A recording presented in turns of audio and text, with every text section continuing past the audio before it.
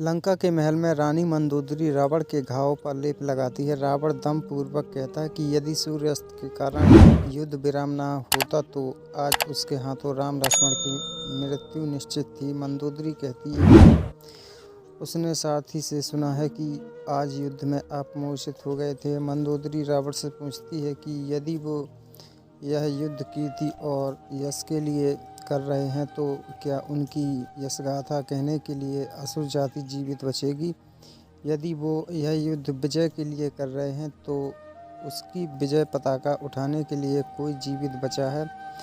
इस युद्ध में भाई पुत्र पौत्र सभी मारे जा चुके हैं। मंदोदरी एक बार फिर राम से संधि कर लेने की बात कहती है ताकि लंका में जो जीवित बचे हैं उन्हें बचा लिया जाए।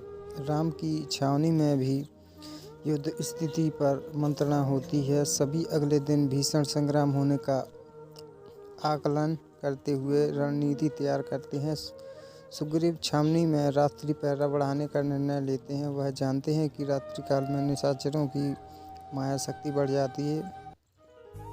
नियत अवस्था में पहुंच चुके युद्ध की अंतिम रात्रि बहुत भारी पड़ती है। राम, रावण, मंदोदरी और सीता किसी भी की आंखों में नींद नहीं है। अगले सूर्योदय के साथ रणभेरी बजती है। युद्ध में जाते रावण के माथे मंगल तिलक लगाने के लिए मंदोदरी आरती का थाल लेकर आती है। उसके हाथ कांपते हैं। आरती का दिया बुझ जाता है।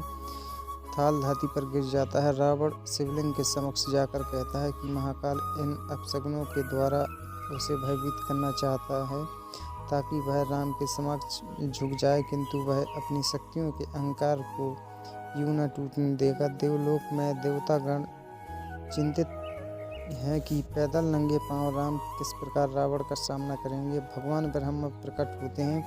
वह इंद्र से कहते हैं कि आज रावण के लिए मार्केश की दशा है। इंद्र अपना दिव्य रथ राम की सेवा में भेजे। इंद्र की आज्ञा पर सारथी मातली दिव्य रथ लेकर राम के पास पहुंचता है। मातली रथ की विशेषताएं बताता है और राम से इसे स्वीकार करने का निवेदन करता है। राम इंद्र के रथ पर आरूढ़ होकर रणभूमि के माध्यम में जाते हैं। रावण राम और इंद्र के रथ पर अणु देखकर परेशान होता है। वह इंद्र को ललकार कर कहता है कि राम से निपटने के बाद वह इंद्र का भी लेखा जोखा करेगा।